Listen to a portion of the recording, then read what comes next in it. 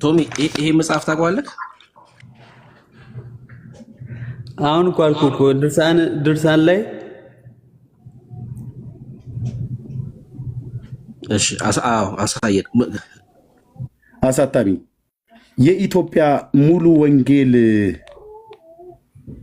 ተዋህዶ ቤተክርስቲያን በለ የኢትዮጵያ ሙሉ ወንጌል ተዋህዶ እንደዛም ይባላል የለም።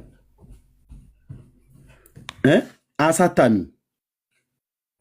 የኢትዮጵያ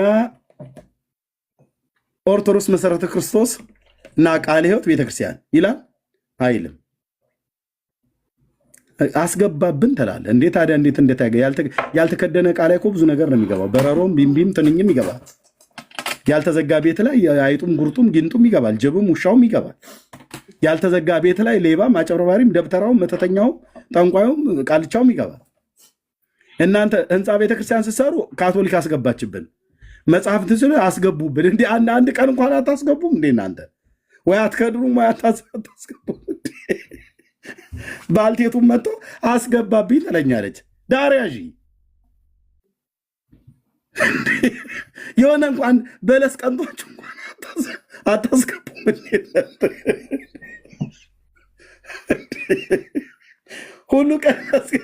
ሁሉ ቀን መጽሐፍ ሲወጣ አስገቡብን። አይ የምልህ ኤርሚያስ አስገብተውብን ይለኛል።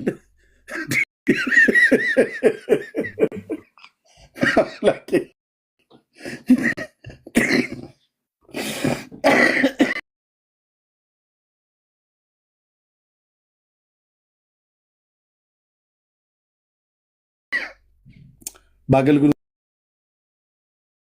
ተስፋ እንድንቆርጥ አታድርጉን እንጂ ወንድምዬ። እስኪ አንድ ቀን እንኳን ተረባርባችሁ ነው ተረባርበው ስለ ኢትዮጵያ ኦርቶዶክስ ነው የምታወራው? ተረባርበው አንድ ያስገቡ እንጂ ሁሉ ቀን ገባብን። ጠብ ሲል ስደፍን እኮ አይነት ሆነ። እነሱ ያስገቡባቸዋል፣ ኤርሚያስ ያወጣል፣ ብሩክ ያወጣል። የገባባቸው የገብቶባቸው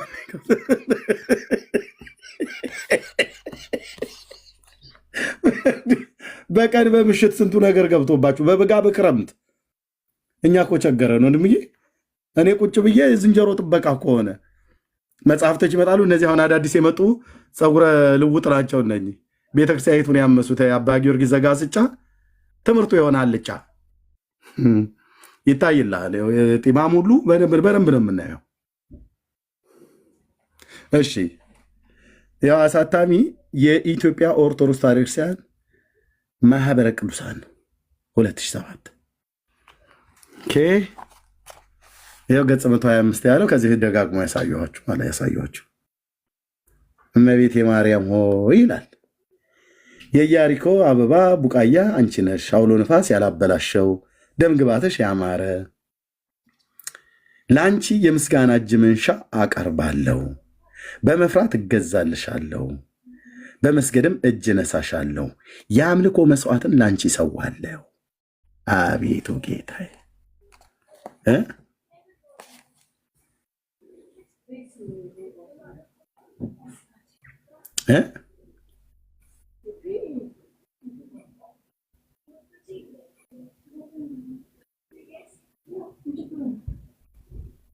ይሄንም አስገብተውባቸው ነው እንዴ? በጣም እኮ የሚገርምህ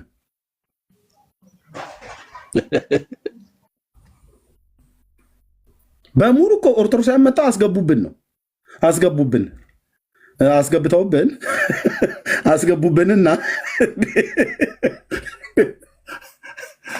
አስገቡብን። እናንተ አንድ ቀን እንኳን በለስ ቀንቷችሁ አታስገቡ። እኔ ጥያቄ ግን ይሄ ሁሉ ሲገባ እነሱ ጋር የማይገባው ወንጌል ነው እንዴ? ኢየሱስን የሚያስገባ ጠፍቶ ነው? ወንድምነት ምነው ለሌላው ሁሉ በሩ ክፍት ሆነ እና ስለ ኢየሱስ ሲባል ከወደ ምሕረቱ ሙሽልቅ እያደረጉ ለምንድን ነው የሚያባረሩት?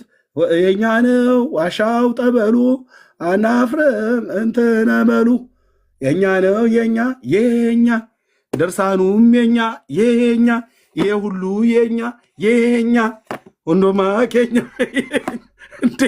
ታዲያ ሁሉ እኮ እናንተው ናቸው ያስገባል። አንዱ ባል ምንድን ነው ያለው ጠቅላይ ሚኒስትር መለስ ዜናዊ?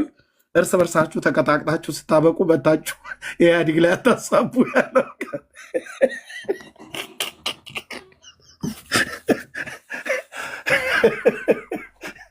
ጠቅላይ ሚኒስትር መለስ ዜናዊ አንዴ ሲናገሩ ፓርላማ ላይ ማን የልደቱ ፓርቲ ማን ነው የሚባለው? ቅንጅት ነው። ቅንጅትና ማናቸው እንደዚህ እንትን ብለው ምን አሉ? ጠቅላይ ሚኒስትሩ ሲመልሱ አይዶ ነው እንግዲህ ራሱ ኢህአዲግ ዞሮ በካድሬዎቹ በኩል አስቀጥቅጦ እንደሆነ አላውቅም፣ ግን ልደቱ ተደብድበን ወገቤ ቆስሎ እንትን ጎኔን ሸቅሽቀውኝ ብሎ ሲል እርስ በርሳችሁ ተቀጣቅጣችሁ ስታበቁ መታችሁ በኢህአዲግ ላይ አታሳቧል። አሁንም ይሄንን የጠቅላይ ሚኒስትራችን የመለስ ዜናዊ ንግግር ነው የምወስደው። እርስ በርስ እዛው አንዱ ላይ አስገብተህ ስታበቃ መተህ እኔ ላይ እንትን ሀዘን አትቀመጥ። አስገቡብኝ፣ አስገባችብኝ፣ አስገቡብን፣ ያስገቡብናል እያልክ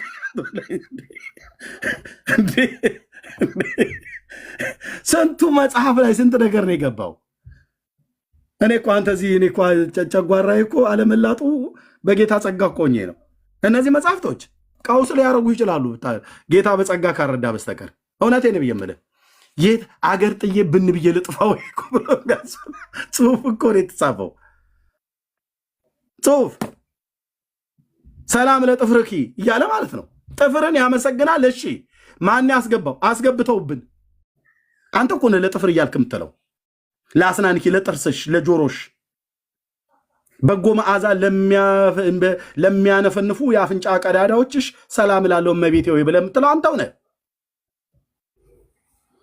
ስትጠየቅ ታዲያ መመለስም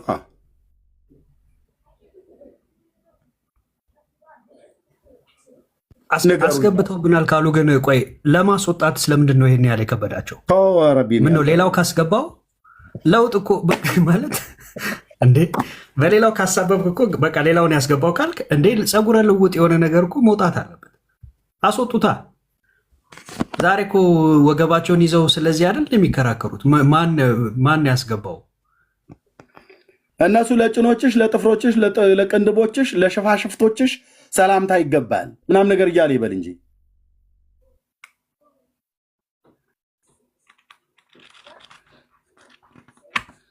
እነሱ ላይ ማን እንደሚያስገባባቸው አያውቁም። እኛንን አሁን እያወጣን ያለ ነው።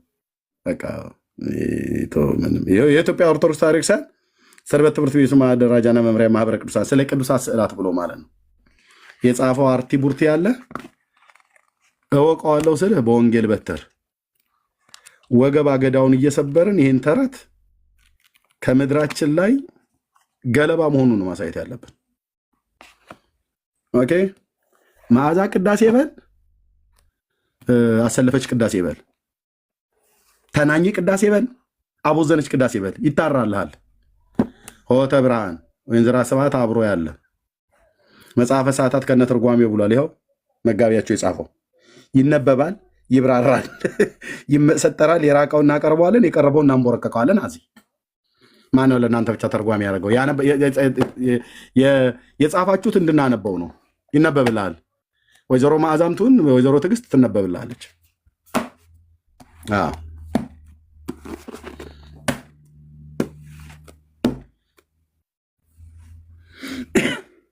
በራችሁን ዝጉ።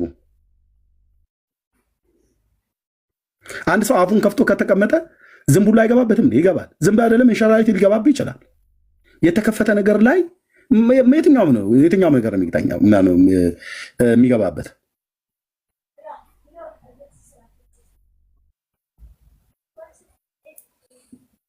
ሰላም ነው። ሰላም ነኝ። ከየት ነህ? ከጥንቷ አይቷ ከተዋህዶ። እሺ፣ እንኳን ደህና መጣ። እንኳን ደህና ቆያችሁኝ። አሮስቱን አይተዋል? አላየሁትም። ታዲያ ምን ልታወራ መጣ? አይ ዝም ብዬ ነው የገባሁት ይላል። አንዳንዱ ደግሞ ካየው አይቼዋለሁ ይላል። እሺ ምን ትላለህ በዚህ ጉዳይ ላይ? በዚህ ጉዳይ ላይ ያው እንግዲህ እኛ በቤተ ክርስቲያናችን አባቶቻችን በቃ ይሄ ነው አንዱ በጣም በቃ እኔ በጣም በእውነት ነፍሴ እየተጸየፈው ያለው ቃል አለ። አባቶቻችን ብሎ ይላል ይመጣል። አባቶቻችን ምን አሉ መሰለህ? ቆይ አንድ እድል ስጠኝ ይልሃል። ምን አሉ መሰለህ? ከመጽሐፍ ቅዱስ አይጀምርም እኮ ደግሞ። ምን አሉ መሰለህ? እንግዲህ የአባቶች በሚስጥር ነው ሁሉ ነገር የሚናገሩት ይላል። ማን ጠየቀህ? የአንተ አባቶች ምን የማያወሩት ሚስጥር አለ? ሁሉ ነገር ሚስጥር ነው።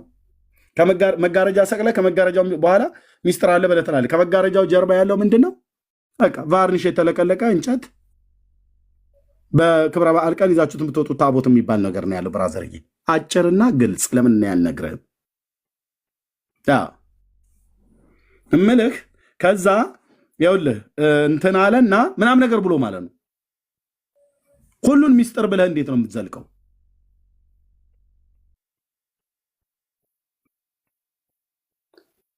እሺ እና ይኸውልህ እመቤታችን ታማልደናለች ይላል መጽሐፍ ቅዱሳዊ መረጃ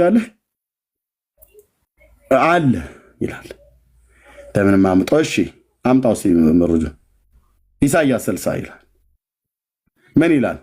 የናቁሽ ሁሉ ወደ እግርሽ ጫማ ወድቀው ይሰግዳሉ። እኔ ታማልዳለች ወይ ነው እኮ ብሎ የተጠየቀው። ያው ምን ስለማይገባ ነው። በኦርቶዶክስ ማይንድ ሴት ስለማታዩት ነው ይላል። በኦርቶዶክስ መነጽር ብታዩት ይላል። የኦርቶዶክስ መነጽር የት እንደሚሸጥ ራሱ እንኳን ሊነግሩን አልቻሉም።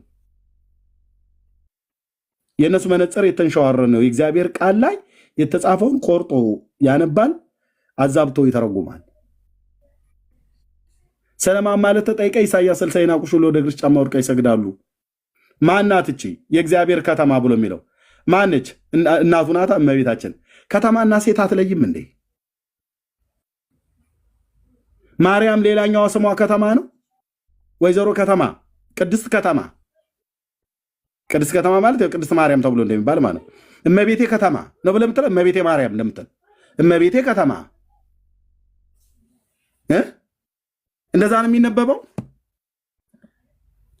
እኔ ጋማ መጣህ አልማዝ ባለጭራ የነደፈችው ይመስል አትንቀጠቀጥብኝም ብራዘርዬ። ትናገራለህ ፈሪዘህ በደንብ አደብ ገዝተህ ነው ብትናገረው። እሺ ቅድስት ከተማ ተብሎ ይባላል። ኢየሩሳሌም ቅድስት ከተማ ስለተባለች እመቤቴ ከተማ ትባላለች እንዴ? እመቤቴ እግዝእትነ ማርያም ነው እንጂ ብትሉት እግዝእትነ ከተማ እመቤቴ እግዝእትነ ከተማ እንግዲህ ብለህ ይባላል እንደዛ። ያው የናቁሽ ሁሉ ወደ እግርሽ ጫማ ወድቀው ይሰግዳሉ። እቺ ነው የሚያነቧት። የአስጨናቂዎችሽ ልጆች አንገታቸውን ደፍተው ወደ አንቺ ይመጣሉ። ይህንን አያነቡትም። ከአንድ ቁጥር ውስጥ እኮ ነው ይኸውልህ፣ አንድ ቁጥር ልች የተነበበችው እዚች ጋር ብቻ። እዚህ ጋር ጎርደው ከድርብ ነጠላ ሰረዙ ይጀምሩልሃል። እዚህ ጋር ድርብ ነጠላ ሰረዝ ላይ ያደርጉልሃል። የእግዚአብሔርም ከተማ እምልህ የእግዚአብሔር ከተማ ማለት ያው እምልህ ከተማ አንድም ተከተመ ማለት ነው፣ አንድም ተከታተመ ማለት ነው። አንድም ሰውዬ ስርዓት የሚባል የለም እንዴ? እንዴት ነው ከተማና ሴት የማትለየው?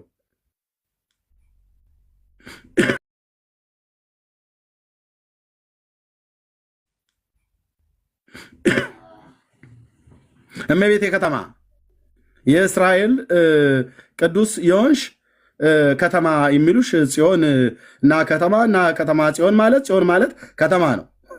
አሁን እንደዚህ ነው መንፈሳዊ ነገር የምታስረዱ።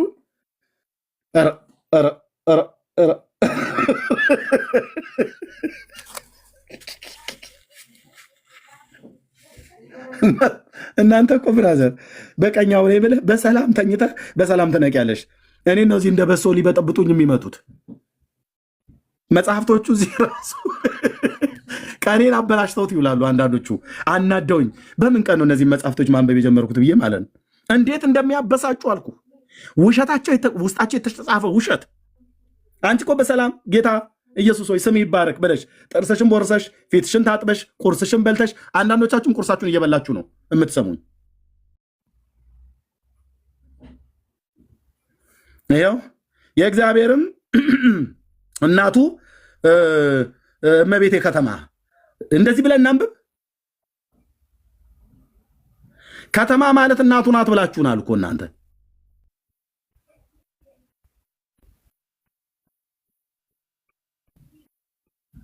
እዛ ጋር ነበርን ያየ እንትን ውይይት ብዬ ማቆም የነበረብኝ።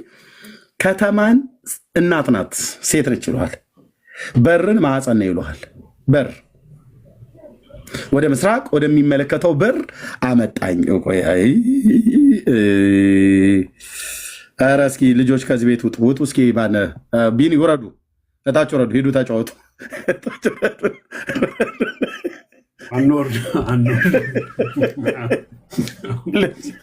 ልጅ ወደ ጓሮ ነው የሚሄዱ። ውረዱና ተጫወቱ፣ ታች ሂዱና። ቆይ ወደ ምስራቅም ወደሚመለከተው በስተ ውጭ ወዳለው ወደ መቅደሱ በር አመጣኝ ተዘግቶ ነበር ብሎ የሚለውን ይህንን ኦርቶዶክስ ስትፈታለ እንዲህ ትልላለች። የእመቤታችን ማኅፀን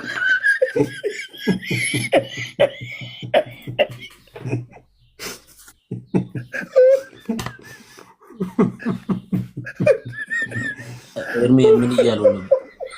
በቅዳሴ መሀል የተቀመጣችሁ ተነሱ፣ ወደ ምስራቅ ተመልከቱ ሲሉ ምን እያሉ ነው? ወደ ምስራቅ ተመልከቱ ብሎ ሲል ዲያቆኑ ነጽረ ብሩኬ ገና እኮ ነው። ቆይ አንዴ አንተ ራስህ መውረድ አለብህ። ቆይ ወይኔ ሆዴና በጌታ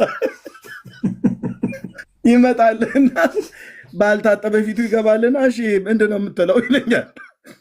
የቱ ጋር የማርያም ማኅፀን እየስለው ወደ ምስራቅ የሚመለከተው በር ማለት የእመቤታችን ማኅፀኗ ይልልሃል። ወደ ምስራቅ ነው እንደሚመለከተው ማኅፀኗ ከሆነ ወደ ምስራቅ ነው የሚያየው። እናንተ ግፍ አትፈሩ? ነውር የሚባል አታውቁም? ደግሞ በስተ ውጭ ወዳለው ወደ መቅደሱ በር ነው ብሎ የሚለው ማኅፀኗ በስተ ውጭ በኩል ነው እንዲ ያለው። ማፈሪያ ትውልድ ዝም ጭጭ ብለህን የምጠጣት እዚህ። ይኸው መጽሐፉ እንግዲህ የሚናገር ወደ ምስራቅ ወደሚመለከተው በር አመጣ። የትንቢተ ሕዝቅኤል ሁሉ ቀን እኛ ላይ እየየ የሚሉበት ማለት ነው። እኔ ፊት ደፍረ ግን አታወራትም። ችን ወንድሞቼ ፊት ደፍረ አታወራው።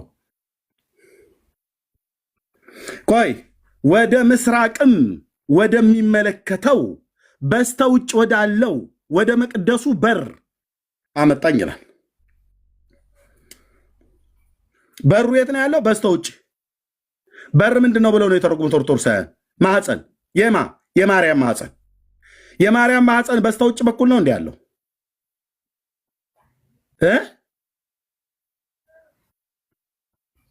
ተናገር እንጂ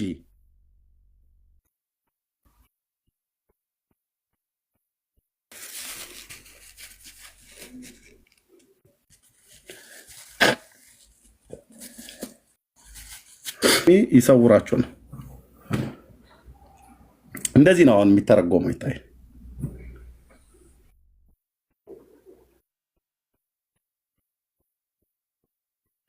ተዘግቶ ነበር ይልሃል በሩ። እግዚአብሔርም ይህ በር ተዘግቶ ይኖራል እንጂ አይከፈትም፣ ሰውም አይገባበትም። የእስራኤል አምላክ እግዚአብሔር ገብቶበታልና ተዘግቶ ይኖራል። ይሄ ማኅፀኗ ነው አሉ። ኦኬ ጥሩ። በራሳችሁ እጅ እንዴት እንደምትዋረዱ ያው። ቀጥሎስ አለቃው ግን ካህኑ ማለት ነው።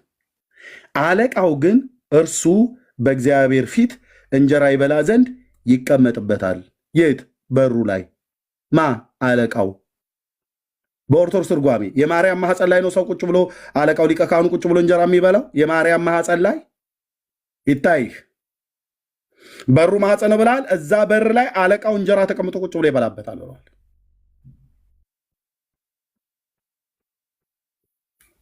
አቤት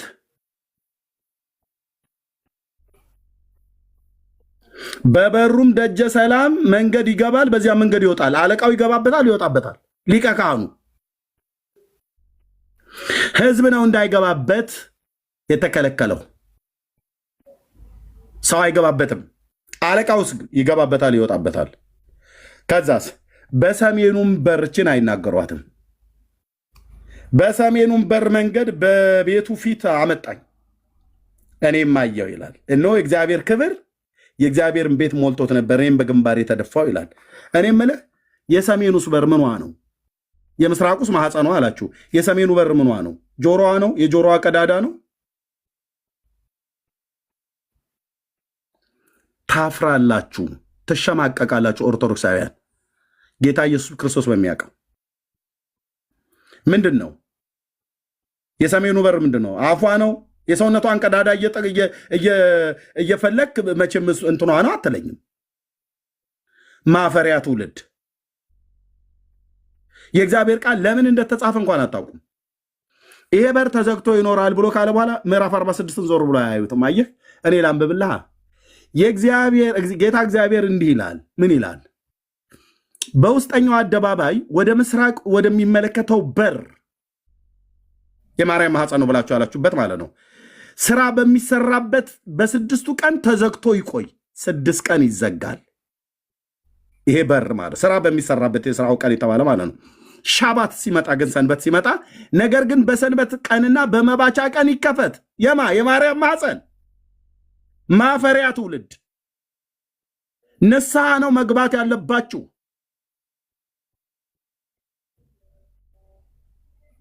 ንስሐ ነው መግባት ያለባችሁ።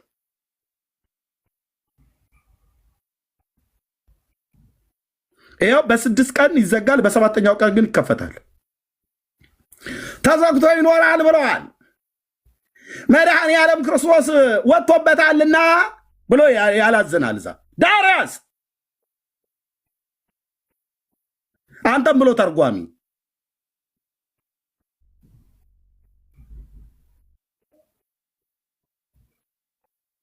ጌታ ወጥቶበታልና እና ተዘግቶ ይኖራል ብለዋል። የእመቤታችን ንጽሐ ድንግልናዋ ምናምን ነገር ብሎ ይልላል። ተረታም ትውልድ ያው 6 ቀን ተዘግቶ በ7ኛው ቀን ግን ይከፈታል ይላል። በሻባት ቀን ያው ነገር ግን በሰንበት ሻባት ማለት ነው እና የቀንና በመባቻ የወር መባቻ ይባላል። በዚያ ቀን ይከፈታል። የማርያም ማኅፀን ነው የሚከፈተው። በሰንበት ቀን የማርያም ማኅፀን ይከፈታል። እናንተ እንደምትሉት 6 ቀን ግን ተዘግቶ ይቆያል አይደል? ምዕራፍ 44 እና ያነበብከው መቼ ሕዝቅኤልና አጥንተህ ታውቃለህ? ያጠና እስኪ ብሉይ ኪዳንን በደንብ አጥንቻለሁ ብሎ የሚል ሰው ይምጣና ከኔ ጋር ያውራ ከብሩኬ ጋር ያውራ። አትችለውም። የሚወርድብህ መብረቃዊ ጥቃት እውነቴን ነው ብዬ አራራለህን ኮተትን ከእጅህ ላይ ሊናህ ላይ ለማራገፍ አራራልህም ትድን ዘንድ ማለት ነው። የሰውነት ቀዳዳዋን እየፈለክ ማዕፀኗ ነው ጆሮዋ ነው ምናምን ነገር ብላ አትበል። የአፍንጫዋ ቀዳዳ ነው ብላ አትበል። ሕዝቅኤል ማርያምን እያሰበ አይደለም የጻፈው ብራዘር፣ የእግዚአብሔርን ራእይ ነው ያየው። ይሄ ማለት የከተማይቱ ቅጥር ማለት ነው፣ ኢየሩሳሌም ማለት ነው። ጎልደን ጌት የተባለውን አሳየናችሁ ያኔ። አንተ 21ኛው መቶ ክፍለ ዘመን ላይ ቁጭ ብለህ ስንነግርህ አይገባም። ይኸው ጎልደን ጌት ጀሩሳሌም፣ ይህም በር ነው ያለው ሕዝቅኤል። አታምታታም ስል ብራዘር፣ ይሄ በር ነው ተዘግቶ ይኖራል ብሎ ያለው። ልክ ነው እንዳለው ይኸው ተጠርቅሞ ጥርቅም ብሎ በሮቹ ይታያል። በቃ ተደፈነ።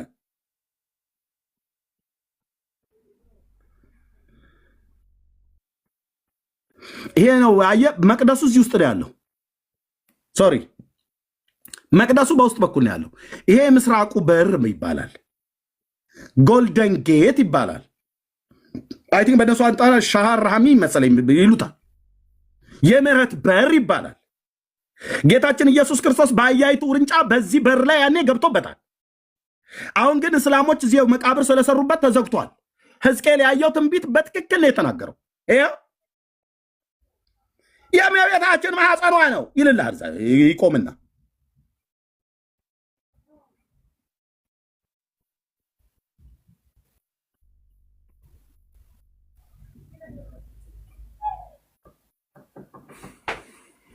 እንዴ እኛ እኮ ቸገረን ወንድምዬ። ግባና ታሪክን አጥና። ግቡና ታሪክን አጡ። አትለፋለፍብን መተህ ዝም ብለህ ማለት ነው። ይሄ ነው በሩ ማለት ነው። መቅደሱ እዚህ ውስጥ ነው ያለው። መስጊዱ ከነ መስጊዱ ካለ ላሳያችሁ።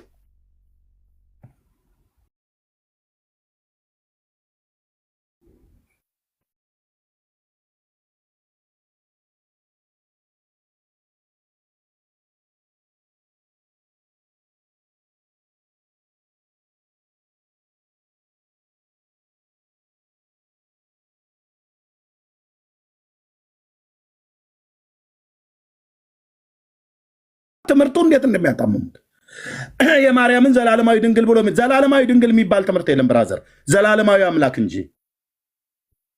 ማርያም ዘላለማዊ ድንግል ቢሆን ምን ይፈይድልሃል አንተ? ድነት ምን ይፈይዳል? ለሰዎች ድነት እኮ ነው ብዬ የምልህ። ምን አልከኝ? ምን ይፈይድልሃል እኮ ነው ብዬ የምልህ። የማርያም ዘላለማዊ ድንግልና ለአንተና ለእኔ ምን ይፈይድልናል? ዘላለማዊ ድንግል ይላል። ዘላለማዊ አምላክ እሱ ነው ለሰው ልጆች በደልና ኃጢአት ቤዛ የሆነው። በድንግልናዋ ደም አይደለም የዳኑ፣ በልጇ በኢየሱስ ክርስቶስ ደም እንጂ። ዳርያስ በማርያም ዘላለማዊ ድንግልና በድንግልናዋ ደም አይደለም የዳኑ፣ በድንግልናዋ ደም አይደለም የተዋጀኑ፣ በእግዚአብሔር ልጅ ደም እንጂ።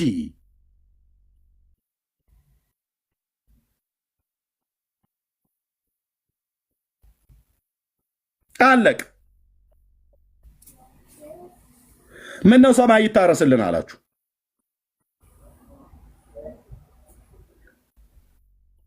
ይህንን ያዩት ነቢያቱ ማለት ነው። ሕዝቅኤል ያዩት ይህንን ብራዘር። እሺ አታምታታም ስልህ ሕዝቅኤል ያየው ይሄንን ነው።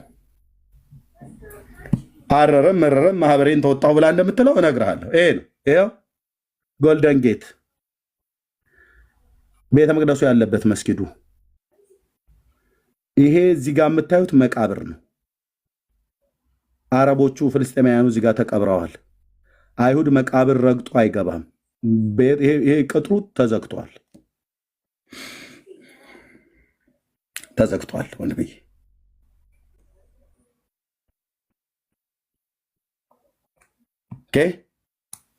ይታያል። የጌታ ቤት እዚህ ጋር ነበር የነበረው። ሕዝቅኤል በኮቦሮንዝ ሳለ ምርኮኞች መካከል ተቀምጠው የእግዚአብሔር ራእይ ያሳየው ወደ ኢየሩሳሌም በራእይ መጣ። በሰሜኑ በኩል አሁን ምን አለ ብዬ አንድ የብሉይ ኪዳን መምህር አምጥተህ የምጠይቀው አያውቀውም። መጋቢ አዲስ፣ መጋቢ ብሉይ፣ ሊቀ ሊቃውንት፣ 4 አይና 6 አይና እየተባባለ እዛው እንትን ይልልሃል።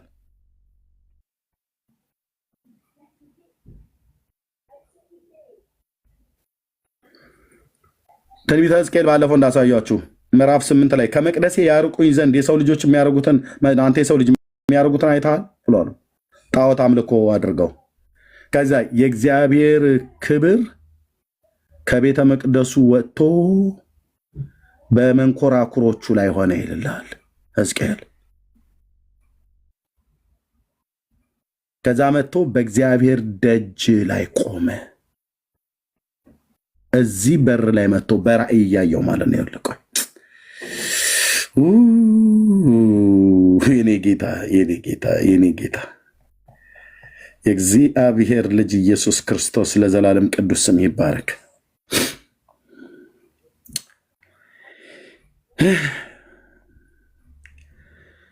እዚህ ምዕራፍ 8 ቁጥር 6 ላይ እርሱም የሰው ልጆች የሚያደርጉትን ከመቅደሴ ያርቁኝ ዘንድ የእስራኤል ቤት በዚህ የሚያደርጉትን ርኩሰት ታያለህ አለው። የት ነው ይህንን የተናገረው? በኮቦሮዝ በምርኮኞች መካከል ሆኖ ሳለ ማለት ነው። ምዕራፍ 1 ቁጥር 1 በ30ኛው ዓመት በ4ኛው ወር ከወሩም በ5ኛው ቀኑ በኮቦሮንዝ በምርኮኞች መካከል ሳለሁ ሰማያት ተከፈቱ፣ የማርያምንም ራእይ አየሁ ይላል አይልም? የእግዚአብሔርን ራእይ አየሁ ይላል። የማንን ራእይ ነው ያየው? የእግዚአብሔርንም ራእይ አየሁ። እግዚአብሔር በራእይ እስቲ ማርያም በሌለችበት ዘመን የማርያምን ማህፀን ሲያሳይ ይታይ። እያያችኋት ነው፣ የእናቴን ማህፀን እያያችሁት ነው እያለ ነውር አይደለም። እንደዚህ ይተረጎማል። እናንተ ናችሁ ማህፀን የምትሉት ማለት ነው።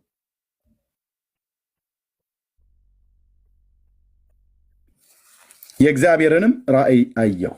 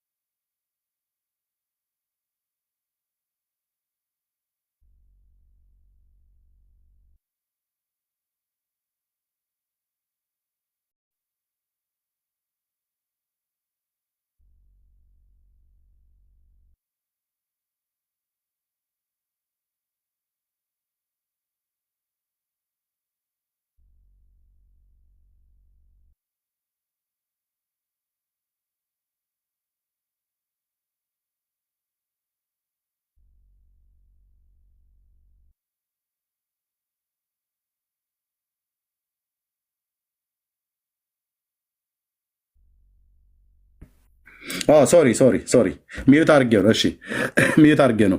በጣም ይቅርታ፣ በጣም ይቅርታ። ኦኬ ምዕራፍ 8 ላይ ጌታ ቁጥር 6 ላይ ምን አለው? እሺ አንተም የሰው ልጅ የሚያደርጉትን ከመቅደስ ያርቁኝ ዘንድ የእስራኤል ቤት በዚህ የሚያደርጉትን ታላቁን እርኩሰት ታያለህ አለው። እርኩሰት አሳየው። የት? ኢየሩሳሌም ከተማ ውስጥ። ልብ በሉ፣ የሰለሞን ቤተ መቅደስ አለ፣ እሱ በምርኮ ነው ያለው። ኦኬ ዮአኪን በተማረከበት ዘመን ነው ሕዝቅኤል አብሮ ተማርኮ ሄደው የነበረው። እነ ዳንኤል፣ አናንያ እና አዛሪያ እነዛ ሶስቱ የተባሉት እሳት ውስጥ የተጣሉት ከተማይቱ ከመፍረሷ ቤተ መቅደሱ ከመቃጠሉ በፊት ነው የወዲሁት የተማረኩት። ከምርኮኞች መካከል ነው ራሱ የቡዝ ልጅ ካህኑ ሕዝቅኤል። ኦኬ ከዛ ታያለህ፣ ደግሞም ተመልሰህ ከዚህ የበለጠ ርኩሰት ታያለህ አለኝ አለ። ኦኬ ከዛ ፉካ አሳየው፣ ወደ አደባባይ ቤት አመጣኛለ። ፉካ አሳየው፣ እሱም የሰው ልጅ ንደለው አለው። ግንቡን ነደለው። በነደልኩት ጊዜ መዝጊያ ያገኘው ይላል። አንደርግራውንድ ነው ባይዘ ከእግዚአብሔር ቤት አንደርግራውንድ ውስጥ ማለት ነው። በዚህ ግባ የሚያደርጉትን ርኩሰት ታያለህ አለኝ። እኔም በገባ ጊዜ ነው በግንቡ ዙሪያ የተንቀሳቃሽና የርኩሳን አራዊት ምሳሌ የእስራኤልን ቤት ጣዖታት ሁሉ ተስለው ነበር። ስዕል በስዕል አድርገውት ማለት ነው። በፊታቸውም በእስራኤል ሽማግሌዎች 70 ሰዎች ቆሞ ነበር። በመካከላቸው የሳፋን ልጅ የአዛንያን ቆሞ ነበር። ሰው ሁሉ እያንዳንዱ በእጁ ጥናውን ይዞ የዕጣኑን ሽታ እጡ ይወጣ ነበር ይላል። እርሱም የሰው ልጅ ሆይ የእስራኤል ቤት በጨለማው እያንዳንዱ በስዕሉ ቤት የስዕል ቤት ብለው ማለት ነው። ስዕል የስዕል ጣጣና ጦስ ጥንቡሳስ ከዚህ ጀምሮ ነው። ኢየሩሳሌምን እግዚአብሔር ውድማ ያደረጋት በዚህ ጣዖታቸው ምክንያት ነው። ስዕል እያንዳንዱ በስዕሉ ቤት የሚያደርጉትን አይተሃል። እሱም እግዚአብሔር አያይም ምድሪቱን ትቷል ይላሉ አለኝ ይላል። ኦኬ በቃ ጌታ ከዛ ጀመራ። ቁጣውን ሲጀምር ቁጥር 9 ምዕራፍ 9 እርሱም እያንዳንዳቸው የሚያጠፉ መሳሪያ በእጃቸው ይዞ ከተማይቱን የሚቀስፉ ይቅረቡ ብሎ በታላቅ ድምፅ ጮኸ ይላል። መላእክት እነሆ እያንዳንዳቸው አጥፊው መሳሪያ በእጃቸው ይዘው 6 ሰዎች ወደ ሰሜን ከሚመለከተው ከላይኛው በር መንገድ መጡ። መላእክት ማለት ነው። በሰው አምሳል በሰው መልክ በመካከላቸው የበፍታ ልብስ የለበሰ የጸሐፊ ቀንድ የጸሐፊውን ቀለም ቀንድ በወገቡ የያዘ አንድ ሰው ነበር። እነሱም ገብተው በነሐሱ መሰዊያ አጠገብ ቆሙ ይላል። የነሐሱ መሰዊያ ማለት እንስሶች ሲታረዱ የሚቃጠሉበት መሰዊያ ማለት ነው። እዛ ጋር ቆሙ። እያየለ ነው ሕዝቅኤል የት ነው ያለው? በባቢሎን። የአባቶቼ አምላክ አይኖቻችንን ክፈት። 2 ጊዜ አሳይተኛል ራእይ። አይኖቼን ክፈተው፣ በእውነት አይኖቻችንን ክፈት። በሄደው እዛ በነሐሱ መሰዊያ ጋር ቆሙ። እያየ ነው ሕዝቅኤል። ስንት ሺህ ኪሎ ሜትር ላይ ሆኑ። በእግዚአብሔር መንፈስ በራእይ ወደ ኢየሩሳሌም አምጥቶት የእስራኤልም አምላክ ክብር በበላዩ ከነበረበት ኪሩብ ተነስቶ ወደ ቤቱ መድረክ ሄዶ በፍታ የለበሰውን የጸሐፊውን ቀንድ ቀለም በወገቡ የያዘውን ሰው ጠራ። እግዚአብሔርም በከተማይቱ በኢየሩሳሌም መካከል እለፍ፣ በመካከሏ ስለተሰራው እርኩሰት ሁሉ በሚያለቅሱና በሚተክዙ ሰዎች ግንባር ላይ ምልክትን ጻፍ አለው። ከተማይቱ ውስጥ የተሰራ ግፍ አለ። አመፅ፣ እርኩሰት፣ ጣዖት አምልኮ፣ ምንዝርና፣ ግልሙትና አለ። በዛ ጉዳይ የእግዚአብሔር ሆይ እያሉ የሚያለቅሱ ሰዎች ላይ ምልክት አኖርባቸው። ምልክት አሉ። ምን አይነት ምልክት እንዳኖረግባቸው አንከው። በነዛ በሚተክዙ ሰዎች ላይ ምልክት አኖራሉ። ግንባራቸው ላይ ምልክት አኖሩልኝ። ግንባራቸው ላይ ምልክት አኖሩ። ምክንያቱም ሞት ሊጀምር ነው፣ መቅሰፍ ሊጀምር ነው። እግዚአብሔር ከተማይቱ ውስጥ ያለውን ሊጠርጋቸው ነው በጥፋት መጥረጊያ። እነዚህ በሚያለቅሱ ሰዎች ላይ በሚተክዙና በሚያለቅሱ ሰዎች ላይ እንዴት በእስራኤል አምላክ በእግዚአብሔር አገር በምድሪቱ በኢየሩሳሌም በከተማይቱ እንዴት እንዲህ አይነት ነገር ይደረጋል ብለው በሚያለቅሱ በኢየሩሳሌም መካከል እለፍ፣ በመካከሏ ስለተሰራው ግፍ፣ ስለሰሩት እርኩሰት፣ ምንዝርና እርኩሰት፣ ጣዖት አምልኮ በሚያለቅሱና በሚተክዙ ሰዎች ላይ ግንባራቸው ላይ ምልክት አኖሩልኝ። እኔም እየሰማሁ ለሌሎቹ ለአንደኛው እንዲተባለለት ለሌሎቹስ እነርሱን ተከተላችሁ በከተማይቱ መካከል እለፉ አላቸዋ። መላእክት እለፉ። ከዛስ ግደሉ። ዋው! አይናችሁ አይራራ አይዘን፣ ጨፍጭፍ ከትልቅ እስከ ትንሽ። ይህን ጣዖትን አምላኪ ሁሉ አልሰማ ብሎ ካለኝ የእግዚአብሔር ቁጣ የእግዚአብሔር መዓት ብራዘር አይነደል አልኩ አንዴ። ሽማግሌውን፣ ጎበዙትን፣ ቆነጃጅቱን፣ ሕፃናቱን፣ ሴቶቹንም ፈጽማችሁ ግደሉ። ነገር ግን ምልክት ወዳለበት ሰው አትቅረቡ። ከመቅደሴ ጀምሮ አላቸው። በቤቱም አንጻር ካሉ ከሽማግሌዎቹ ጀምሮ አለው። ባለ ቦርጫም የለም፣ ባለ ጢማም ማንም የለም፣ ማንም በሉት አለ እግዚአብሔር። እግዚአብሔር ሲቆጣ፣ እግዚአብሔር ጌታ በሚቀስፍበት ጊዜ ሽማግሌ፣ አሮጊት፣ ሕፃን፣ ቆነጃጅት፣ ወጣቶች፣ ጎልማሶች፣ ፍንዳቶች የሚባል ነገር የለም። ሲጠርግ ይጠርጋል አልኩ። በክብሩ እግዚአብሔር አይሆንለት። ከመቅደሴ ጀምሩ።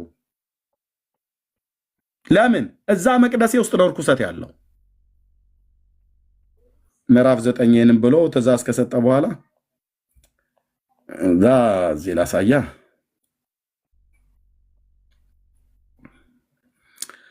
እኔም አየሁ፣ እነሆ በኪሩቤል ራስ ላይ ባለው ጠፈር በላያቸው እንደ ሰምጴር ድንጋይ ያለ እንደ ዙፋን የሚመስል መልክ ተገለጠ። በፍታ የለበሰውን ሰው ያ እንዲቀስፍ ከተማይቱ እንዲቀስፍ የሚመራው መልአክ ማለት ነው። በመንኮራኩሮቹ መካከል ከኪሩብ በታች ግባ አለው። ግባ። ለምን? ፍም እሳት ሊወስድ ነው። ግባ። መንኮራኩሮቹ መካከል ግባ። ኪሩቤል ማለት ነው። ግባ። ከኪሩቤል መካከል ካለው እሳት አምላኬ አምላኬ አምላኬ በእውነት በእውነት ማረን። እሳት ፍም እጅን ሙላ አለው። በከተማይቱም ላይ በትናት ብሎ ተናገረው። እኔም እያየሁ ገባ ይላል ሕዝቅኤል። እያየ ያ ሰው ገባ ኪሩቤሎቹ መካከል። ከዛስ ሰውየውም ሲገባ ኪሩቤል በቤቱ ቀኝ በኩል ቆመው ነበር። በቤተ መቅደሱ ማለት ነው።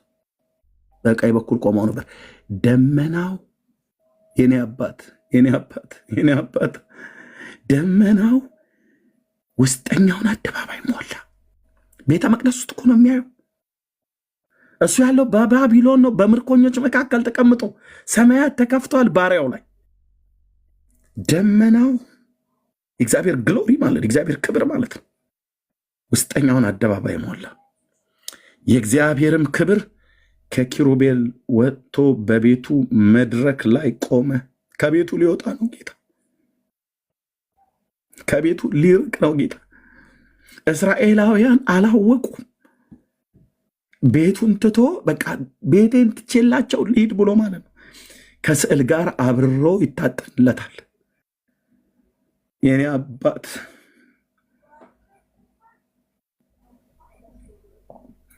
አልፈልግም አለ። በቃ ከስዕል ጋር ሕዝቤ ምድሪቱን ትቷል ብሎኛል አይደል?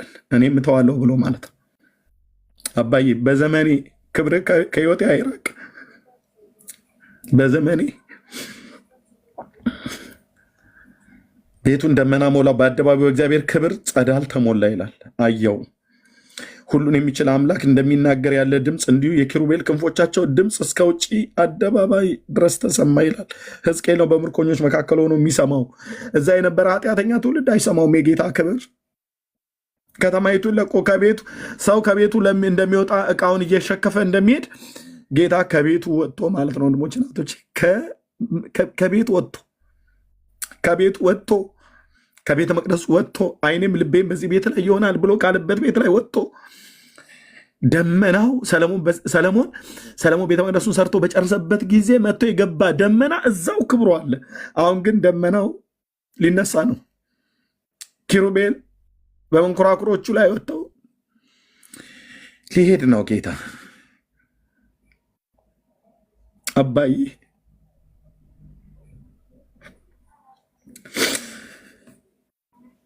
በፍታ የለበሰውንም ሰው ከመንኮራኩሮቹ ከኪሩቤሎች መካከል እሳት ውሰድ ብሎ ባዘዘው ጊዜ እርሱም ገብቶ በአንድ መንኮራኩር አጠገብ ቆመ ይላል።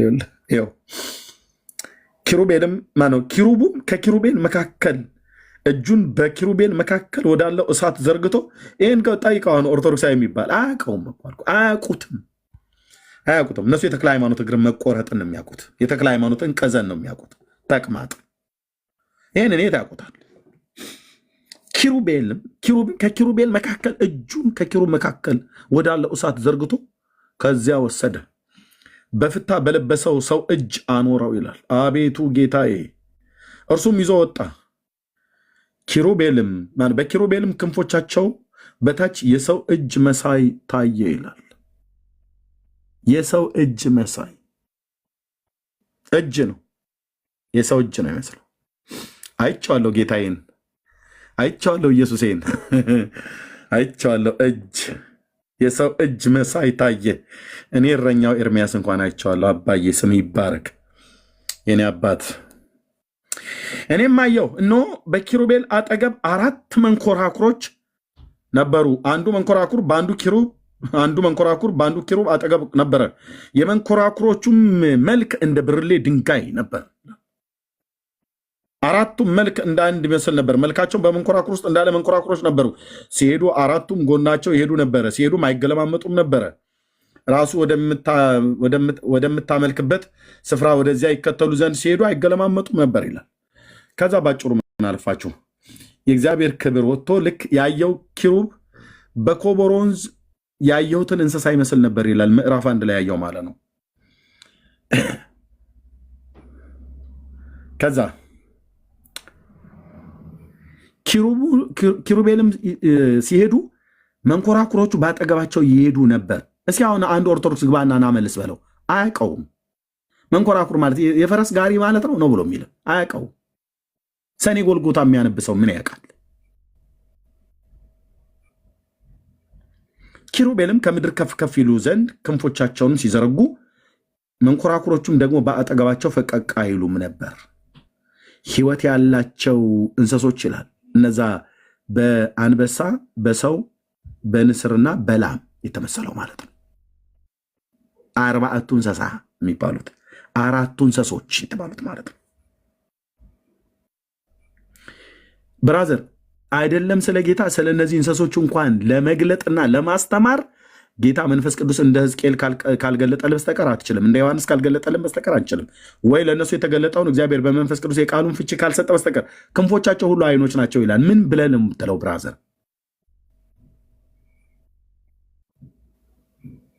ስለ እነዚህ 4 እንስሶች እንኳን ለመናገር አንችልም እኮ አልኩ ጌታ ካልገለጠልህ። እነዚህ ሲቆሙ እነዛም ይቆሙ ነበር፣ እነዚህም ከፍ ከፍ ሲሉ እነዛም ከፍ ከፍ ይሉ ነበር ካለ በኋላ የእግዚአብሔርም ክብር ከቤቱ መድረክ ላይ ወጥቶ በኪሩቤል ላይ ቆመ ይላል። በቃ ጌታ ከቤቱ ሊወጣ ነው፣ ወጣ። ኪሩቤልም ክንፎቻቸውን ዘረጉ፣ እኔም እያየው ከምድር ከፍ ከፍ አሉ። በወጡም ጊዜ መንኮራኩሮቹ በአጠገባቸው ነበሩ። በእግዚአብሔር ቤት በእግዚአብሔር ቤት በምስራቁ በር ቅድም ባሳዩዋችሁ በተዘጋበት ማለት ነው መግቢያ ቆሙ ይላል። በምስራቁ በር የተዘጋው ማለት ነው ጎልደን ጌት በተባለው ሄደው ቆሙ። የእስራኤልም አምላክ ክብር በላያቸው ነበር ይላል። ያው ለዚህ ጋር ነው ሄደው የቆሙት። መታየቱ ጋር ነው የቆሙት። የምስራቁ በር እዚህ በር ላይ ነው ሲቆሙ ያያቸው። ከውስጥ ወጡ፣ ከቤተ መቅደሱ ወጡ። የእግዚአብሔር ክብር ኪሩብ ማለት ነው። ኦ የኔ ጌታ፣ ኦ የኔ ጌታ፣ ውስጤ ይረድልሃል፣ ውስጤ ይረድልሃል። የእግዚአብሔር ቤት ቤተ መቅደሱ እዚህ ጋር ነበር። ከዚህ ቤት ውስጥ እዚህ ጋር ነበር የእግዚአብሔር ቤት። ይሄ መስጊድ ነው። አሁን ከዚህ ቤት ውስጥ ወጥተው ኪሩቤሎቹ መጥተው በምስራቁ በር በኩል ባለው በር ላይ ቆሙ ይላል። እዚህ ጋር ብቻ አይቆሙ፣ ወጥተው በምስራቁ በር በዚህ በኩል ባለ ደብረ ዘይት ተራራ ላይ ደግሞ መጥተው እዛ ቆሙ።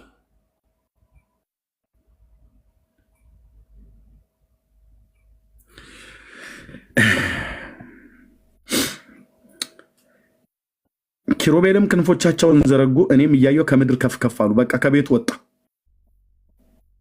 ክብር ከቤቱ ለቀቀ ማለት ነው። የእግዚአብሔር ክብር ቤቱን ለቆላቸው ወጣ። ቀጥሎስ እሳት ነው የሚጠብቀው ያ ቤት። እነሱ እንደሚያቀጣጥሉት ከሰል እንጨት ምናምን ነገር ሳይሆን የመለኮት እሳት ይጠብቀዋል። ቤቱም ይሁን በከተማይቱ ውስጥ የሚኖሩ ሁሉ በዚህ የመለኮት እሳት ይነዳሉ። ለዚህ ነው እግዚአብሔር በትንቢተ ኤርምያስ ሰቆቃ ኤርምያስ ላይ ሲናገር ማደሪያውን እንደ አትክልት ተነቀለ ይላል። ማደሪያውን እንደ አትክልት ነቀለ፣ ለዓይን የሚያምረውን ሁሉ ገደለ ይላል። በጽዮን ልጆች ላይ ለቅሶን አበዛ ይላል። ለምን? ክብር፣ የእግዚአብሔር ክብር ከቤቱ ወጥቶ በኪሩቤል ላይ ቆመ። ቤቱን ለእኔም እያጠኑ ለስዕልም እያጠኑ አብሬ አልቀመጥም አለ ጌታዬ። ይህን ጌታ ነው የምናመልከው። እህትዬ ያየሽ ጴንጤዋ እህቴ እየሰማሽ ነው? ይህን ጌታ እኮ ነው እኔና አንቺ የምናመልከው። እልል የምትይለት እኮ ለዚህ ጌታ ነው። ውስጤ ይርድለታል አልኩ። ውስጣችን ይርዳል፣ ውጫችን ይርዳል። ለዚህ ጌታ ነው እልል የምትለው። ይህን ጌታ ነው የምናገለግለው። ምዕራፍ 8 ላይ ለስዕል አጠኑ አይደል? ሕዝቅኤል እያየ ነው። ሕዝቅኤል እያየ ነው። እነሱ እዚህ ለስዕል ያጥናሉ አይደል? ተደብቀው እግዚአብሔር ምድሪቱን አያይም ብለው ይላሉ አይደል? ኦኬ እንግዲያው ያው አይታል። የሰው ልጅ ሆይ የእስራኤል ቤት ሽማግሌዎቹ በጨለማው ቤት በእያንዳንዱ በስዕሉ ቤት የሚያደርጉትን አይታል አይደል? ሕዝቅኤል እያየህልኝ ነው። እነርሱም እግዚአብሔር አያየንም፣ እግዚአብሔር ምድሪቱን ትቷል ይላሉ አለኝ አለ። ትቷታል እግዚአብሔር ምድሪቱን፣ ስለዚህ እንደፈለገ እናደርግበታለን አሉ። አዎ ሕዝቅኤል እያየ ነው። የሰው ልጅ አዎ እያየው ነው። ስለዚህ እኔም መቅደሱንና ከተማይቱን ሕዝቤን ሁሉ ተዋለሁ አለ። ስለዚህ እዚህ ቤት ውስጥ አልኖርም። ከመቅደሴ ሊያርቁኝ ነው አይደል? እንደዛ የሚያደርጉት ቤቱን ትቼላቸው እወጣለሁ አለ ጌታ። ለዚህ ነበር ኤርምያስ አየህ ሲነግራቸው፣ በዛ ዘመንም እሱ ሲነግራቸው በፍጹም ሊሰሙ አልቻሉም።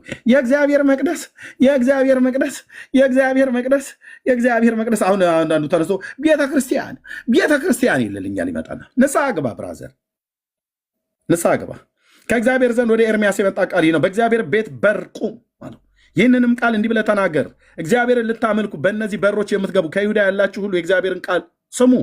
የእስራኤል አምላክ እግዚአብሔር እንዲህ ይላል፣ መንገዳችሁና ስራችሁን አሳምሩ። ይሄው ነው ዘንድሮም መልክቱ እግዚአብሔር ይሄው፣ መንገዳችሁና ስራችሁን አሳምሩ፣ በዚህ ስፍራ አሳድራችኋለሁ።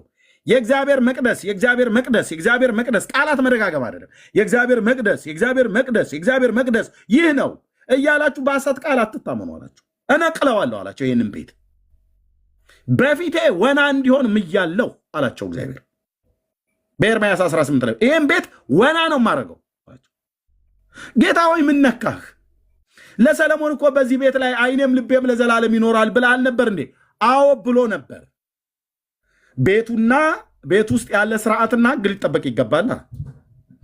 ለሰለሞን በገባዖን ኮረብታ ላይ ልቤም ዓይኔም በዚህ ቤት ላይ ይኖራል ብሎ አልነበረም እንዴ ይላሉ። አዎ ብሎ ነበር። በቤት ውስጥና እስራኤል ግን ሲኖር ከአምላኩ ጋር የሚኖርበትን የህይወት ስርዓት ሰጥቷቸዋል። ጣዖት አምልኮን እንዲጸየፉ፣ መንገዳቸውና ስራቸውን ሊያሰምሩ፣ ንጹሐንን እንዳይበድሉ፣ መበለቶችን እንዳይገፉ፣ ዳደጎችን እንዳያስጨንቁ የሚለው ነው። መንገዳችሁና ስራችሁን ፈጽማችሁ ብታሳምሩ በሰውና በጎረቤቱ መካከል ቅን ፍርድ ብትፈርዱ አይፈርዱም ነበር ማለት ነው። አየህ፣ በጉቦ ነው የሚፈርዱት። አለቆችሽ ሌቦችና የሌቦች ባልንጀሮች ናቸው ዳላት ማለት ነው። መጻተኛውና ድሃ አደጉን መበለቲቱንም ባትገፉ ይገፋሉ፣ ጌታ ይመስገን እያሉ ማለት ነው። የእስራኤል አምላክ እግዚአብሔር ከፍ ከፍ እናድርገው እያለ ድሃንና መበለትን ይገፋል። መጥተው ደግሞ በዚሁ ቤት ላይ ቆመው የእግዚአብሔር መቅደስ ብለው በሚሉት ምሕረትን ይለምናሉ። እንዴት አይነት እኮ አዙሪት እንደሆነ። ንጹሕን ደም አታፍስሱ ይላል። ንጹሕን ደም ባታፈሱ፣ ክፉ ሊሆኑባችሁ እንግዶች አማልክትን ባትከተሉ፣ ከዘላለም እስከ ዘላለም ለአባቶቻችሁ በሰጠኋት ምድር በዚህ ስፍራ አሳድራችኋለሁ አላቸው። እነሆ በማትረቡበት በሐሰት ቃል ታምናችኋል፣ ትሰርቃላችሁ፣ ሌቦች ናችሁ እያላቸው ነው ጌታ። እኔንም አንተንም ማን ስለሆንክ ይፈራሃል? ማን ስለሆንኩ ይፈራኛል? ሌቦች ናችሁ፣ ትገላላችሁ፣ ታመነዝራላችሁ፣ እርኩሰት በሐሰትም ትምላላችሁ፣ ለበዓል ታጥናላችሁ። ለጌታም ያጥናሉ፣ ለበዓልም ያጥናሉ። የማታውቋቸውን እንግዶችን አማልክት ትከተላላችሁ። ይህ ሁሉ ሳይበቃችሁ ደግሞ መታችሁ ስሜ በተጠራበት በዚህ ቤት በፊቴ ቆማችሁ ይህንን አጸያፊ የሆነውን ነገር ሁሉ አላደረግንም አላችሁ። አላደረግንም። በኤርምያስ በኩል ጌታ እንዲህ ብሏቸዋል። ማን? እኛ? ኧረ በፍጹም ቅዠትህን መሆን ሊሆን ይችላል ኤርምያስ የምታወራው እያሉት፣ ሕዝቅኤል ቅዠትህን ነው መሰለኝ የምታወራው አይደል? እንዲያደርጋችሁ የምትሉት አሁንስ ያላችሁ ሰዎች ይህ ስሜ የተጠራበት ቤት በዓይናችሁ የሌቦች ዋሻ ሆኗልን? እነሆ እኔ አይቻለሁ ይላል እግዚአብሔር። አይቻለሁ። እናንተ ምድሪቱን ትቷል ብላችሁ ነው አይደል ያላችሁት? አይቻለሁ። እየሰማኝ እግረ መንገድ ታሪክ እያወራሁ አይደለም። ቤተክርስቲያንትን ጌታ ትቷታል እያልክ ነው አይደል? እንደፈለክ የምትፋንነው ከሚስት ጋራ ከውሽማህ ጋራ ንስሐ ባትገባ ሳትቀጡ አትቀሩ። የምሕረት ዘመን ነው ብለህ የምትፋንን ማለት ነው። ይህንን ነገር አለ አሁንም ይህንን ነገር ስላደረጋችሁ ሶሪ፣ ነገር ግን በቀድሞ ዘመን ስሜ ወደ አሳረፍኩበት በሴሎ ወደ ነበረው ስፍራ ሄዱ አላቸው። ሴሎ የሚባል በኤሊ ዘመን የነበረን ቦታና ዘመን እየቀጠረ ሄዱ። ከሕዝቤ ከእስራኤል ክፋት የተነሳ ያደረግኩበትን ይዋል አስታውሱት እያላቸውን ያን ዘመን ትዝ ይላችኋል። በሳሙኤል ዘመን በኤሊ ዘመን የእግዚአብሔር ቤት መገናኛይቱ ድንኳን በሴሎ ነበር የተተከለችው። እና ምን ሆነ? በሴሎ ያደረግኩት ታሪክ ተረሳ እንዴ? ምን አደረክ ጌታ? እዛ ሲያመነዝሩ የነበሩ ኤሊና ልጆቹ የእስራኤል ጎበዛዝት መስዋዕቴ ላይ ሁሉ ሲንቁ ጥቅ ሲሉበት የነበረ ካህናቱ ለእኔ እያጠኑ እኔን የማያውቁ ምናምንቴዎች ናቸው ብዬ ተናግሬ የነበርኩበት ዘመን ይታወሳችኋል ወይ? ኤርምያስ አስታውስልኝ እያለ አስታውስልኝ። ወደ ሴሎ ተመልከቱና ወደ ቀድሞ ዘመን እዩ። ከምንዝርና እኮ የተነሳ ነው ኤሊና ቤቱን ሁሉ የቀጣሁት። ስላመነዘራችሁና ኃጢአት ስላደረጋችሁ ነው የቃል ኪዳኑ ታቦትን በፍልስጤማውያን እጅ እንዲማረክ ያደረግኩት። ረሳችሁት እንዴ? አስታውስልኝ ኤርምያስ እያለ ነው።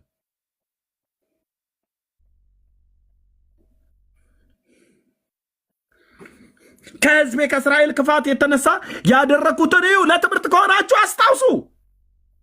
በኤሊ ዘመን አመንዝሮችን ነበር እኮ የቀጣሁት። አሁን ታመነዝራላችሁ፣ ትሰርቃላችሁ፣ ትዋሻላችሁ፣ ትገላላችሁ። ደግሞ መታችሁ ስሜ በተጠራበት ቤት በፊቴ ቆማችሁ መልካምን እንዳደረገ ሰው ምሕረትን ትለምኑኛላችሁ አላቸው። ጌታዬ ስም ይባረክ። ተናገረኝ፣ እናገርልሃለሁ። አሁንም ይህን ነገር ሁሉ ስላደረጋችሁ በማለዳ ተነስቼ በተናገርኳችሁ ጊዜ ስላልሰማችሁ፣ በጠሯችሁም ጊዜ ስላልመለሳችሁ፣ ስለዚህ በሴሎ እንዳደረግኩት እንደዚሁ ስሜ በተጠራበት በምትታመኑበት ቤት ቤተ መቅደስ ብላችሁ በምትሉት ለእናንተና ለአባቶቻችሁ በሰጠኋችሁ ስፍራ አደርገዋለሁ አላቸው። የኤፍሬምን ዘር ሁሉ ወንድሞቻችሁን ሁሉ እንደ ጣሉ ሰሜኑን እስራኤል ማለት ነው። ሰሜኑን እስራኤል ለአሦራውያን አሳልፌ እንደሰጠሁት እንዲሁ ከፊቴ እጥላችኋለሁ አላቸው። ቢንያምና ይሁዳ ስሙኝ፣ እጥላችኋለሁ። ኤፍራይምን ሰሜኑን 10 ነገድ እነሱን በኃጢአታቸው ምክንያት ሳይመለሱ ቀርተው ለአሦራውያን አሳልፌ እንደሰጥ ከባቢሎን ወንዞች ማዶ እንዳስማረኳችሁ ይሁዳ በቤቴ ሆነሽ እያታለልሽ አትቀጥኝ አላታ ጌታ። እጥላችኋለሁ። ጻድቅ እኮ ነው ኢየሱስ። ብራዘር ምን ሆነሃል ጌታ? ለምንድነው እንደዚህ የተቆጣኸው ብለህ ብትለው ከጣዖት እኩል እኮ ሰውልኝ። ዳኒ ምን ሆነ ነው ጌታ እንደዚህ ተቆጣ ብለህ ከስዕል እኩል እኮ አጠኑልኝ እኮ ነው ብሎ የሚለው። ለስዕልም ያጥናሉ፣ ለጌታም ያጥናሉ። ለፍጡር ያፈነድዳሉ፣ ለሱም እንሰግዳለን ይላሉ። ልክ እንደ ዘመኗ ቤተክርስቲያን ንስሐ ባትገቡ ኦርቶዶክስን፣ ካቶሊክ፣ ጴንጤውን አይሁድ ሳትቀጡ አትቀሩ። የአብርሃም አምላክ ምስክር ነው። ጋለሞታና ጠማማ ትውልድ ሳይቀጣ አይቀርም። ከአምላኩ ከእግዚአብሔር ርቆ ከሰዎች ጋር ከፍጡር ጋር የሚያመነዝሩ መንፈሳዊ ምንዝርና ግልሙትና ማለት ነው። ለስዕል ስትሰግድ አንድ ሴት ከባሏ ውጭ ተደብቃ ከሌሎች ወንዶች ጋር እንደምትተኛ እንደምትረክስ፣ ለስዕል ስትሰግድ እየረከስክ ነው። ለእጆች ስራ ስትሰግድ እየረከስክ ነው። የረከሰ ትውልድ ሳይቀጣ አይቀርም። ጌታዬ፣ ኦ አባዬ፣ ይህንኑ ጉዳቸውን ካደረጉ በኋላ መጥተው ምን እንደሚሉ የለኝ። እሱን እንዲያገለግሉት በእውነተኛ እንዲያገለግሉት ጌታ ጠርቷቸው እኔ ከጥንት ጀምሮ ቀንበርሽን ሰብሬያለሁ፣ ስራትሽን ቆርጫለሁ፣ አንቺ ግን አላገለግልም አልሽ ይላታል። የእስራኤልን አምላክ እግዚአብሔርን አላገለግልም ብላ እስራኤላውያን ሌላ ነው የሚያገለግሉት። ካሞሽ፣ ጣዖት አምልኮ፣ ምንዝርና፣ እርኩሰት፣ የእጆቻቸው ስራ ስዕላ ስዕል፣ የአሦራውያንን፣ የግብፃውያንን፣ የሞዓብ፣ የአሞናውያንን፣ የካሞሽ ሜሊኮል የሚባል ጣዖት፣ ፋናራክ፣ ሙስኩ፣ ማርዱክ የሚባሉ የባቢሎናውያንን ጣዖት ይሰዋሉ፣ ያስመጣሉ፣ ከሶሪያ ያስመጣሉ፣ ከሩቅ ሀገር ያስጠራሉ፣ ያመጣሉ። በእስራኤል ተራሮች ኮረብቶች ላይ ለአብርሃም አምላክ ለእግዚአብሔር ያጠኑት ምድር ላይ ለጣዖት። ብሉይ ኪዳን ዝም ብዬ ብቻ ምጮ እንዳይመስል በአንደኛ ቆሮንቶስ ላይ ቅዱስ ጳውሎስ ሲናገር እኛንም በዘመኑ ጊዜ ፍጻሜ የደረሰብንን ሊገስጸን ተጻፈ ይላል። ለትምህርታችን ይሆን ዘንድ ተጻፈ። እነሱ እንደሴሰኑ እኛ እንዳንሴንስን፣ እነሱ እንዳጉረመርሙ እኛ እንዳናጉረመርም። በአዲስ ኪዳን መንፈስ ነው የማገለግለው። አላገለግልም አለች። ከዛስ ከፍ ካለው ነገር ግን ከፍ ካለው ኮረብታ ሁሉ በላይ ከለመለመው ዛፍ ሁሉ በታች ለማመንዘር ተጋደመች። አንድ ሴት በያገኘችበት ጭኗ እንደምትከፍት ማለት ነው።